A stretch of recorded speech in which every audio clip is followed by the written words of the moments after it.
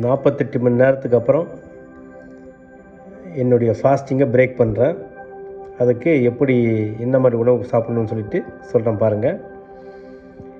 என் நெஞ்சில் குடியிருக்கும் பார்வையாளர்களே, உங்கள் அனைவருக்கும் வணக்கம். இப்போ 54 ஹவர்ஸ் ஆகிப்போச்சு. 2 நாள் பட்டினி. அதுக்கப்புறமா நான் பாதுகாப்பாக எப்படி உணவை நம்ம சாப்பிடணும்னு தொடங்கணும்னு சொல்லி உங்களுக்கு சொல்கிறேன் பாருங்கள். ஃபஸ்ட்டு நம்ம ஏதாவது ஒரு திரவ உணவு, எலும்பு சூப்பு, அதாவது போன் பிராத்துன்னு சொல்லுவாங்க, அந்த எலும்பு சூப்பு தான் இங்கே இருக்குது. இது ஆட்டுக்கால் சூப்பு, 8 ஆட்டுக்கால் சூப்பு இருக்குது. இல்லைனாக்கா வெஜிடபிள் சூப்பு கூட குடிக்கலாம். இல்லைன்னா நன்கு பழுத்த வாழைப்பழம், தர்பூசணி அதுவும் சாப்பிட்லாம். அதுவும் நல்லது தான். நல்ல நீர் சத்து உள்ள பழங்களை சாப்பிட்லாம். வேக வைத்த காய்கறிகள், தயிர், கஞ்சி இது போல் எளிதில் ஜீரணமாகும் உணவையும் நம்ம சாப்பிட்லாம், செரிமானமாகும்.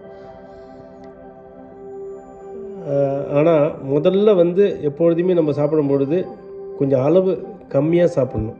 குறைந்த அளவில் தான் நம்ம சாப்பிடணும். ஏன்னா நம்ம 48 ஹவர்ஸு 72 ஹவர்ஸு ஃபாஸ்டிங்கை பிரேக் பண்ணுறோம். அதுக்காக என்னென்ன உணவை தவிர்க்கணுன்னாக்க, மீட் நிறையா, ஆட்டுக்கறி, கோழி, சிக்கன், நாட்டுக்கோழி, அப்புறம் காரக்குழம்பு, சாம்பார், வத்தக்குழம்பு அது மாதிரி போட்டு நிறையா அளவுக்கு மீறி சாப்பிடக்கூடாது.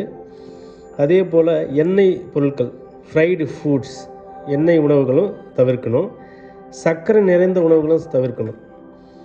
ஸ்வீட்ஸு, சுகரி ட்ரிங்க்ஸு இதெல்லாமே தவிர்க்கணும்.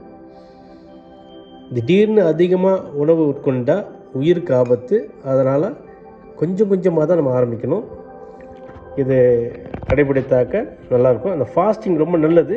அதுக்கு அந்த ஃபாஸ்டிங் அப்புறம் எப்படி பிரேக் பண்ணணும்னு சொல்லியிருக்கேன். எல்லாம் பயனுள்ளதாக இருக்கும்னு நினைக்கிறேன். ஷேர் பண்ணுங்கள், சப்ஸ்கிரைப் பண்ணுங்கள். Thank you very much. வாழ்க வளமுடன்.